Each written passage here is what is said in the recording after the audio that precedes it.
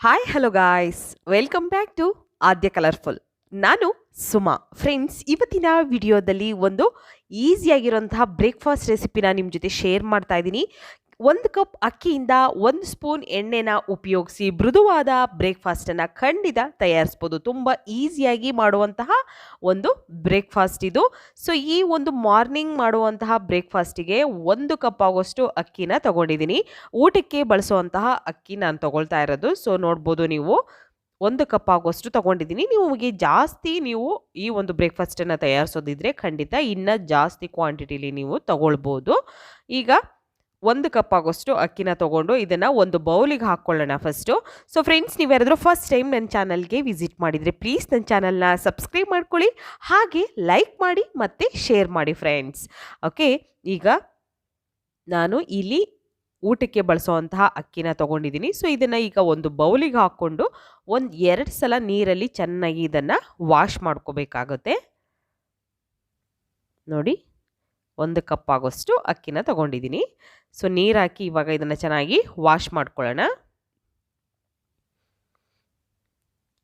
2-3 ಸಲ ಚೆನ್ನಾಗಿ ವಾಶ್ ಮಾಡ್ಕೊಳ್ಳಿ. ತುಂಬಾ ಟೇಸ್ಟಿಯಾಗಿರುವಂಥ ಒಂದು ಸ್ಪಾಂಜಿ ಆಗಿರುವಂಥ ಒಂದು ಮಾರ್ನಿಂಗ್ ಬ್ರೇಕ್ಫಾಸ್ಟ್ ಅಂತ ಹೇಳ್ಬೋದು ಇದನ್ನು. ಮತ್ತು ತುಂಬ ಕ್ವಿಕ್ಕಾಗಿ ಆಗುವಂಥ ಒಂದು ಬ್ರೇಕ್ಫಾಸ್ಟ್ ರೆಸಿಪಿ ಇದು. ಸೊ ನೀವು ಸುಮಾರು ಸಲ ಮನೆಯಲ್ಲಿ ಎಲ್ಲ ಬ್ರೇಕ್ಫಾಸ್ಟ್ಗಳನ್ನು ತಯಾರಿಸಿರ್ತೀರ, ಆಲ್ಮೋಸ್ಟ್ ಆಲ್ ತಯಾರಿಸಿ ಮತ್ತೆ ಮತ್ತೆ ನಾವು ಅದನ್ನೇ ತಯಾರಿಸಿ ತಿಂತಾ ಇದ್ದರೆ ಖಂಡಿತ ಒಂದೊಂದು ಸಲ ಬೇಜಾರಾಗುತ್ತೆ. ಆಗ ನೀವು ಒಂದು ಡಿಫ್ರೆಂಟ್ ಆಗಿರುವಂತಹ ಬ್ರೇಕ್ಫಾಸ್ಟ್ಗಳನ್ನು ತಯಾರಿಸ್ಬೋದು. ಇದನ್ನು 1 ಅವರ್ 1 ಗಂಟೆಗಳ ಕಾಲ ನಾನು ಇದನ್ನು ನೆನೆಯೋದಕ್ಕೆ ಬಿಡ್ತಾ ಇದ್ದೀನಿ. ಸೊ ನೋಡ್ಬೋದು ನೀವು 1 ಗಂಟೆ ಅಥವಾ ಟೈಮ್ ಇದ್ದರೆ 2 ಅವರ್ ಕೂಡ ನೀವು ನೆನೆ ಹಾಕ್ಬೋದು, ಏನೂ ತೊಂದರೆ ಇಲ್ಲ. ಸೊ ನಾನಿಲ್ಲಿ 1 ಗಂಟೆನ ಈ ಅಕ್ಕಿನ ನೀರಲ್ಲಿ ಹಾಕಿ ನೆನೆಸೋಕ್ಕೆ ಬಿಟ್ಟಿದ್ದೆ. ನಂತರ ನೀರನ್ನೆಲ್ಲ ಸೋಸಿ ನೋಡಿ 1 ಅವರ್ ಆದಮೇಲೆ ನೀರೆಲ್ಲ ಸೋಸ್ಬಿಟ್ಟು ನಂತರ ಇವಾಗ ನಾನಿಲ್ಲಿ ಒಂದು ಇದಕ್ಕೆ ನಾನು ಹಾಕ್ಕೊಳ್ತಾ ಇದ್ದೀನಿ, ಮಿಕ್ಸಿ ಜಾರ್ಗೆ ಹಾಕ್ಕೊಳ್ತಾ ಇದ್ದೀನಿ, ನೋಡ್ಬೋದು. ಸೊ ಈಗ ಎಲ್ಲ ಅಕ್ಕಿನೂ ಒಂದೇ ಸಲ ಹಾಕಿ ನಾನು ಸ್ವಲ್ಪ ನೀರನ್ನು ಹಾಕಿ ಇದನ್ನು ನುಣ್ಣಗೆ ಗ್ರೈಂಡ್ ಮಾಡ್ಕೊಂಬರ್ತೀನಿ. ನೋಡಿ, ಈಗ ನುಣ್ಣಗೆ ಇವಾಗ ಇದನ್ನು ರುಬ್ಕೊಂಬರೋಣ. ತುಂಬಾ ಬೇಗ ಆಗುತ್ತೆ ಇದು. ಸ್ವಲ್ಪ ರುಬ್ಬಕ್ಕೆ ಎಷ್ಟು ಬೇಕೋ ಅಷ್ಟು ನೀರನ್ನು ಹಾಕ್ಕೊಂಡು ನೀವು ರುಬ್ಕೊಂಬರ್ಬೋದು. ನೋಡಿ, ನಾನು ಎಷ್ಟು ಕ್ರೀಮಿಯಾಗಿ ರುಬ್ಕೊಂಬಂದಿದ್ದೀನಿ ಅಂತ ತೋರಿಸ್ತೀನಿ ನಿಮಗೆ. ನೋಡ್ಬೋದು ಎಷ್ಟು ಗಟ್ಟಿ ಇದೆ. ಮತ್ತು ಜಾಸ್ತಿ ನೀರನ್ನು ರುಬ್ಬಕ್ಕೆ ಜಾಸ್ತಿ ನೀರು ಹಾಕ್ಕೊಳ್ಬೇಡಿ. ರುಬ್ಬಕ್ಕೆ ಎಷ್ಟು ಬೇಕೋ ಅಷ್ಟನ್ನು ನೋಡಿಕೊಂಡು ನೀವು ಈ ಒಂದು ನೀರನ್ನು ಹಾಕ್ಕೊಂಡು ರುಬ್ಬೋದು. ತುಂಬಾ ಈಸಿಯಾಗಿ ನೀವು ಈ ಸ್ಪಾಂಜಿಯಾಗಿರುವಂತಹ ಒಂದು ಸಾಫ್ಟಾಗಿರುವಂತಹ ಒಂದು ಕ್ವಿಕ್ ಮಾರ್ನಿಂಗ್ ಬ್ರೇಕ್ಫಾಸ್ಟನ್ನು ಖಂಡಿತ ತಯಾರಿಸಿ ನೋಡಿ. ನಿಮಗೆಲ್ಲರಿಗೂ ಕೂಡ ತುಂಬಾ ಇಷ್ಟ ಆಗುತ್ತೆ ಅಂತ ನಾನು ಭಾವಿಸ್ತೀನಿ. ಸೊ ರುಬ್ಬಿರುವಂತಹ ಮಿಶ್ರಣನ ಈಗ ಒಂದು ಬೌಲಿಗೆ ಹಾಕ್ಕೊಳ್ತಾ ಇದ್ದೀನಿ. ಸೊ ಇದಕ್ಕೆ ನೀರು ಎಷ್ಟು ಬೇಕು ನೋಡಿಕೊಂಡು ನೀರನ್ನು ಉಪಯೋಗಿಸಿ ಫ್ರೆಂಡ್ಸ್. ಒಂದೇ ಸಲ ನೀರನ್ನು ಜಾಸ್ತಿ ಹಾಕೋಕ್ಕೆ ಹೋಗಬೇಡಿ. ನಂತರ ಇದಕ್ಕೆ ಒಂದು 3 ಟೇಬಲ್ ಸ್ಪೂನ್ ಆಗುವಷ್ಟು ನಾನು ಇಲ್ಲಿ ರವಾನ ತಗೋತಾ ಇದ್ದೀನಿ. ಸೊ ಇಲ್ಲಿ ಉಪ್ಪಿಟ್ಟಿಗೆ ಬಳಸ್ತೀವಲ್ಲ ಅದೇ ರವೆನ ಹಾಕ್ಕೊಳ್ತಾ ಇರೋದು ನಾನು. ಇಡ್ಲಿ ರವೆ ಅಲ್ಲ ಇದು, ಉಪ್ಪಿಟ್ಟಿಗೆ ಬಳಸುವಂತಹ ದಪ್ಪ ರವೆ ಇರುತ್ತಲ್ಲ, ಸೊ ಆ ರವೆನ ಹಾಕ್ಕೊಳ್ತಾ ಇದ್ದೀನಿ. 1 ಕಪ್ ಅಕ್ಕಿಯಿಂದ ನೀವು ಜಾಸ್ತಿ ಎಣ್ಣೆನೇ ಬೇಕಾಗೋದಿಲ್ಲ ಈ ಒಂದು ಬ್ರೇಕ್ಫಾಸ್ಟ್ ಮಾಡೋದಕ್ಕೆ. ಕೇವಲ 1 ಸ್ಪೂನ್ ಎಣ್ಣೆ ಇದ್ದರೆ ಸಾಕು, ಮೃದುವಾದ ಬ್ರೇಕ್ಫಾಸ್ಟನ್ನು ನೀವು ಖಂಡಿತವಾಗ್ಲೂ ತಯಾರಿಸ್ಬೋದು. ಸೊ ಈಗ ನೋಡಿ, ರವೆಯನ್ನು ಹಾಕ್ಕೊಂಡ ನಂತರ ಇದನ್ನು ಚೆನ್ನಾಗಿ ಮಿಕ್ಸ್ ಮಾಡ್ಕೊಳ್ತಾ ಇದ್ದೀನಿ. ಒಂದೇ ಸಲ ನಾನು 3 ಟೇಬಲ್ ಸ್ಪೂನು ಹಾಕಿರಲಿಲ್ಲ. ಸೊ ಸ್ವಲ್ಪ ಸ್ವಲ್ಪ ನೋಡಿಕೊಂಡು ಹಾಕ್ಕೊಳ್ತಾ ಇದ್ದೀನಿ. ಟೋಟಲಾಗಿ 3 ಟೇಬಲ್ ಸ್ಪೂನ್ ಆಗೋಷ್ಟು ರವೆ ನನಗೆ ಬೇಕಾಯಿತು ಇಲ್ಲಿ. ಈಗ ಚೆನ್ನಾಗಿ ಇದನ್ನು ಮಿಕ್ಸ್ ಮಾಡ್ಕೊಳ್ತಾ ಇದ್ದೀನಿ. ನೋಡಿ, ಹೀಗೆ ಇದನ್ನು ಮಿಕ್ಸ್ ಮಾಡಿಕೊಂಡು ಚೆನ್ನಾಗಿ ಗಂಟಿಲ್ಲದ ಹಾಗೆ ನಾವು ಚೆನ್ನಾಗಿ ಮಿಕ್ಸ್ ಮಾಡ್ಕೋಬೇಕು. ಸ್ವಲ್ಪ ನೀರು ಬೇಕು ಅಂದರೆ ನೀರನ್ನು ಹಾಕ್ಕೊಳ್ಳಿ ಆವಾಗವಾಗ. ಇಡ್ಲಿ ಹಿಟ್ಟು ಹೇಗಿರುತ್ತೋ ಹಾಗೆ ನಾವು ಇದನ್ನು ಕಲಿಸ್ಕೋಬೇಕು. ಜಾಸ್ತಿ ತೆಳ್ಳಗೆ ಮಾಡ್ಕೊಳ್ಳೋ ಹಾಗಿಲ್ಲ. ತುಂಬಾ ಈಸಿಯಾಗಿ ಮತ್ತು ಸಿಂಪಲ್ಲಾಗಿ ಹೆಲ್ತಿಯಾಗಿರೋವಂತಹ ಒಂದು ಬ್ರೇಕ್ಫಾಸ್ಟ್ ಇದು. ಕೇವಲ ಅಕ್ಕಿ 1 ಕಪ್ ಅಕ್ಕಿಯಿಂದ ನಾವು ಮಾಡ್ತಿರೋವಂತಹ ಒಂದು ಬೆಳಗ್ಗಿನ ತಿಂಡಿಗೆ ಮಾಡುವಂತಹ ಒಂದು ರೆಸಿಪಿ ಇದು. ಸೊ ಇಲ್ಲಿ ಒಂದು ಪ್ಯಾನ್ ತೊಗೊಂಡಿದ್ದೀನಿ. ಪ್ಯಾನಿಗೆ 1 ಸ್ಪೂನ್ ಆಗೋಷ್ಟು ಎಣ್ಣೆ ಹಾಗೆ ಸಾಸಿವೆ ಹಾಕ್ಕೊಳ್ತಾ ಇದ್ದೀನಿ. ಸಾಸಿವೆ ಸ್ವಲ್ಪ ಸಿಡಿದ ನಂತರ ಇದಕ್ಕೆ ನಾವು ಜೀರಿಗೆನ ಹಾಕ್ಕೊಳ್ಳೋಣ.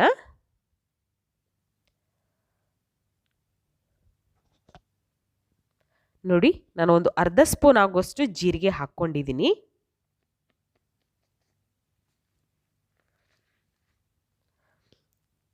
ಜೀರಿಗೆ ಹಾಕಿದ ನಂತರ ಇಲ್ಲಿ ಹಸಿರು ಮೆಣಸಿನ್ಕಾಯಿನ ಹಾಕ್ಕೊಳ್ತಾ ಇದ್ದೀನಿ. ಸಣ್ಣದಾಗಿ ಕಟ್ ಮಾಡಿ ಇರುವಂತಹ ಹಸಿರು ಮೆಣಸಿನ್ಕಾಯಿ ಮತ್ತು ಶುಂಠಿ ತುರಿದಿರೋ ಅಂತಹದ್ದನ್ನು ಹಾಕ್ಕೊಳ್ತಾ ಇದ್ದೀನಿ. ಹಾಗೆ ಕರಿಬೇವು ಸಣ್ಣದಾಗಿ ಕಟ್ ಮಾಡಿರೋ ಅಂಥದ್ದು ಇಷ್ಟನ್ನು ಹಾಕಿದ ನಂತರ ಸ್ವಲ್ಪ ಕೊತ್ತಂಬರಿ ಸೊಪ್ಪು ಬೇಕು ಅಂದರೆ ಹಾಕ್ಕೊಳ್ಬೋದು. ನಂತರ ಮಿಕ್ಸ್ ಮಾಡಿರೋ ನೋಡಿ 1-2 ನಿಮಿಷ ಆಗಿದೆ. ಆಗಲೇ ಎಷ್ಟು ಗಟ್ಟಿಯಾಗಿದೆ ಅಂತ, ಯಾಕೆಂದರೆ ರವೆ ಹಾಕಿರ್ತೀವಲ್ಲ, ಸೊ ಹಾಗಾಗಿ ಸ್ವಲ್ಪ ಗಟ್ಟಿ ಇರುತ್ತೆ. ಇವಾಗ ನೋಡಿ ನಾವು ಇದನ್ನು ಸ್ವಲ್ಪ ನೀರು ಹಾಕಿ ಮಿಕ್ಸ್ ಮಾಡ್ಕೊಳ್ತಾ ಇದ್ದೀನಿ.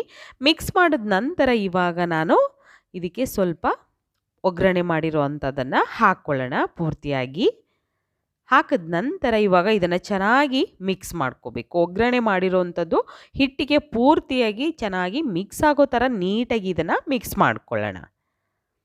ನೋಡಿ ಈ ರೀತಿ ನಾನು ಮಿಕ್ಸ್ ಮಾಡ್ಕೊಳ್ತೀನಿ ನೀಟಾಗಿ ಇದನ್ನು. ಹೀಗೆ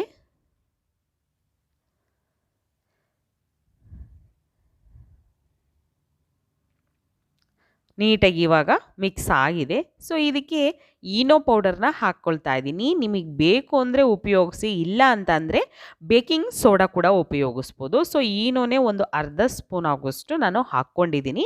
ನಂತರ ಅದಕ್ಕೆ ಮೇಲೆ ಸ್ವಲ್ಪ ನೀರನ್ನು ಹಾಕಿದ ನಂತರ ಚೆನ್ನಾಗಿ ಮಿಕ್ಸ್ ಮಾಡ್ಕೊಳ್ಳೋಣ. ನೀಟಾಗಿ ಇದನ್ನು ಮಿಕ್ಸ್ ಮಾಡ್ಕೋಬೇಕು. ನೋಡಿ ಈ ರೀತಿಯಾಗಿ ನಾನು ಮಿಕ್ಸ್ ಮಾಡ್ಕೊಳ್ತಾ ಇದ್ದೀನಿ.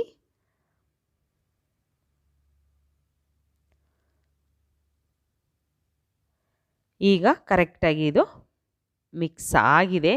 ತುಂಬಾ ಈಸಿಯಾಗಿ ಮಾಡುವಂತಹ ಒಂದು ಬ್ರೇಕ್ಫಾಸ್ಟ್ ರೆಸಿಪಿ. ಸೊ ಈ ಬ್ರೇಕ್ಫಾಸ್ಟನ್ನು ಖಂಡಿತ ಮನೆಯಲ್ಲಿ ತಯಾರಿಸಿ ನೋಡಿ ಹೇಗೆ ಬಂತು ಅಂತ ನನಗೆ ತಪ್ಪದೆ ಕಾಮೆಂಟ್ ಸೆಕ್ಷನಲ್ಲಿ ತಿಳಿಸಿ ಫ್ರೆಂಡ್ಸ್. ಓಕೆ, ಈಗ ನಾನಿಲ್ಲಿ ಒಂದು ಬೌಲ್ ತೊಗೊಂಡಿದ್ದೀನಿ. ಸೊ ಇದನ್ನು ನೀವು ಕೇಕ್ ಮಾಡೋದಕ್ಕೆ ಬಳಸ್ತೀವಲ್ವಾ, ಸೊ ಅದೇ ತಗೊಂಡಿರೋದು. ಅಕಸ್ಮಾತ್ ಈ ಥರ ಒಂದು ಮೌಲ್ಡ್ ಇಲ್ಲ ಅನ್ನೋದಾದರೆ ನೀವು ಮಾಮೂಲಿ ತಟ್ಟೆ ಇರುತ್ತಲ್ಲ, ಊಟದ ತಟ್ಟೆ, ಆ ತಟ್ಟೆಯಲ್ಲೂ ಕೂಡ ಈ ಒಂದು ರೆಸಿಪಿನ ಮಾಡ್ಬೋದು. ಊಟದ ತಟ್ಟೆ ಅಥವಾ ಬೌಲ್ ಇರುತ್ತಲ್ಲ, ದೊಡ್ಡದಾಗಿರೋ ಅಂತಹ ಬೌಲ್ಗಳು, ಆ ಬೌಲಲ್ಲೂ ಈ ಒಂದು ಬ್ರೇಕ್ಫಾಸ್ಟನ್ನು ಮಾಡ್ಬೋದು. ಅದು ಇಲ್ಲಾಂದರೆ ಇಡ್ಲಿ ಸ್ಟ್ಯಾಂಡ್ ಇದ್ದರೆ ಖಂಡಿತ ಇಡ್ಲಿ ಸ್ಟ್ಯಾಂಡಲ್ಲೂ ಕೂಡ ನೀವು ಇದನ್ನು ಬೇಯಿಸ್ಕೊಳ್ಬೋದು.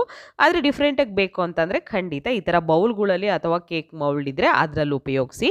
ಸ್ವಲ್ಪ ನೀರನ್ನು ನಾನು ಒಂದು ಪ್ಯಾನಿಗೆ ಹಾಕಿ ಕಾಯೋದಕ್ಕೆ ಇಟ್ಟಿದ್ದೆ. ಸೊ ನೀರು ಕಾದ ನಂತರ ನೋಡಿ ಒಂದು ಸ್ಟ್ಯಾಂಡನ್ನು ಇಟ್ಟು ಅದ್ರ ಮೇಲೆ ನಾನು ಈ ಒಂದು ಬೌಲ್ ಅಂದರೆ ಕೇಕ್ ಮೌಲ್ಡನ್ನು ಇಟ್ಟು ಅದ್ರ ಮೇಲೆ ಒಂದು ಮುಚ್ಚಳನ ಮುಚ್ತಾ ಇದ್ದೀನಿ. ಈ ಥರ ಮುಚ್ಚಿ ನಾವು ಒಂದು 5 ನಿಮಿಷ ಬೇಯಿಸಬೇಕಾಗುತ್ತೆ. 5ರಿಂದ 10 ನಿಮಿಷ ಟೈಮ್ ತೊಗೊಳುತ್ತೆ. ಅಲ್ಲಿವರೆಗೂ ನಾವು ಇದನ್ನು ಚೆನ್ನಾಗಿ ಬೇಯಿಸ್ಕೊಂಡ್ರೆ ನೋಡಿ ಎಷ್ಟು ಚೆನ್ನಾಗಿ ಬಂದಿದೆ ಅಂತ. 5 ನಿಮಿಷ ತೊಗೊಂಡಿದೆ ಇದು ಬೇಯೋದಕ್ಕೆ. ಸೊ ನಾನು ಲೋ ಫ್ಲೇಮಲ್ಲೇ ಬೇಯಿಸ್ಕೊಂಡಿದ್ದೀನಿ. ನೋಡಿ ಎಷ್ಟು ನೀಟಾಗಿ ಬಂದಿದೆ ಅಂತ. ಸೊ ಇವಾಗ ಕರೆಕ್ಟಾಗಿ ಆಗಿದೆ ಇದು. ಇದನ್ನು ಇವಾಗ ಸ್ವಲ್ಪ ತಣ್ಣಗಾಗೋದಕ್ಕೆ ಆಚೆ ಇಟ್ಬಿಡೋಣ. ಆಚೆ ಇಟ್ಟ ನಂತರ ಇದನ್ನು ಇವಾಗ ನಾವು ಸೈಡಲ್ಲಿ ಫಸ್ಟು ಬಿಡಿಸ್ಕೊಳ್ಬೇಕಾಗುತ್ತೆ. ಈ ಥರ ಒಂದು ಚಾಕುವಿನ ಸಹಾಯದಿಂದ ಸೈಡಲ್ಲಿ ಬಿಡಿಸ್ಕೊಂಡು ನಂತರ ನೀವು ಈ ಥರ ಇದನ್ನು ಮಧ್ಯದಲ್ಲಿ ಕಟ್ ಮಾಡ್ಕೊಳ್ಳಿ. ತುಂಬಾ ನೀಟಾಗಿ ಬರುತ್ತೆ, ತುಂಬ ಸಾಫ್ಟಾಗಿ ಬರುತ್ತೆ, ಏನೂ ತೊಂದರೆ ಇಲ್ಲ. ನೋಡಿ ಈ ರೀತಿ ನಾನು ಕಟ್ ಮಾಡ್ಕೊಂಡು ನಂತರ ಇದನ್ನು ಟರ್ನ್ ಮಾಡಿ ಒಂದು ತಟ್ಟೆಗೆ ಹಾಕ್ಕೊಳ್ತೀನಿ. ತಟ್ಟೆಗೆ ಹಾಕಿದ ನಂತರ ಮೇಲ್ಗಡೆ ಇದನ್ನು ಟ್ಯಾಪ್ ಮಾಡಿ ಆಗ ಅದು ಈ ಥರ ಓಪನ್ ಆಗಿ ಬರುತ್ತೆ. ತುಂಬಾ ಸ್ಪಾಂಜಿಯಾಗಿರುವಂತಹ ಒಂದು ಇಡ್ಲಿ ಸಾಂಬಾರ್ ರೆಸಿಪಿ ಇದು. ಇಡ್ಲಿನ ಖಂಡಿತ ಇದು ಚಟ್ನಿ ಜೊತೆ ಅಥವಾ ಸಾಂಬಾರ್ ಜೊತೆ ತಿಂದರೆ ಸೂಪರ್ ಕಾಂಬಿನೇಷನ್ ಅಂತ ಹೇಳ್ಬೋದು. ಸಾಂಬಾರನ್ನ ಮಾಡುವಂಥ ವಿಧಾನ ಕೂಡ ನಾನು ತಿಳಿಸ್ಕೊಟ್ಟಿದ್ದೀನಿ. ಸೊ ಯಾರಾದರೂ ನೋಡಿಲ್ಲ ಅಂದರೆ ಖಂಡಿತ ನೋಡಿ. ಮತ್ತು ನಾನಿಲ್ಲಿ ಚಟ್ನಿ ರೆಸಿಪಿಗಳನ್ನು ಸುಮಾರು ರೆಸಿಪಿ ನಾನು ನಿಮ್ಮ ಜೊತೆ ಶೇರ್ ಮಾಡಿದ್ದೀನಿ, ದಯವಿಟ್ಟು ನೋಡಿ ಫ್ರೆಂಡ್ಸ್. ಓಕೆ, ಈಗ ನೋಡಿ ರುಚಿಯಾಗಿರುವಂಥ ಸ್ಪಾಂಜಿಯಾಗಿರುವಂಥ ಒಂದು ಮಾರ್ನಿಂಗ್ ಬ್ರೇಕ್ಫಾಸ್ಟ್ ಇಡ್ಲಿ ರೆಸಿಪಿ ರೆಡಿಯಾಗಿದೆ. ನೀವು ಕೂಡ ಮನೇಲಿ ಟ್ರೈ ಮಾಡಿ ಹೇಗೆ ಬಂತು ಅಂತ ತಪ್ಪದೆ ಕಾಮೆಂಟ್ ಸೆಕ್ಷನಲ್ಲಿ ತಿಳಿಸಿ. ಇವತ್ತಿನ ವಿಡಿಯೋ ಇಷ್ಟ ಆಗಿದ್ರೆ ಯಾರೆಲ್ಲ ಚಾನಲ್ನ ಸಬ್ಸ್ಕ್ರೈಬ್ ಮಾಡ್ಕೊಂಡಿಲ್ಲೋ ಪ್ಲೀಸ್ ಚಾನಲ್ನ ಸಬ್ಸ್ಕ್ರೈಬ್ ಮಾಡ್ಕೊಳ್ಳಿ. ಬಾಯ್, ಸಿ ಯು, ಟೇಕ್ ಕೇರ್.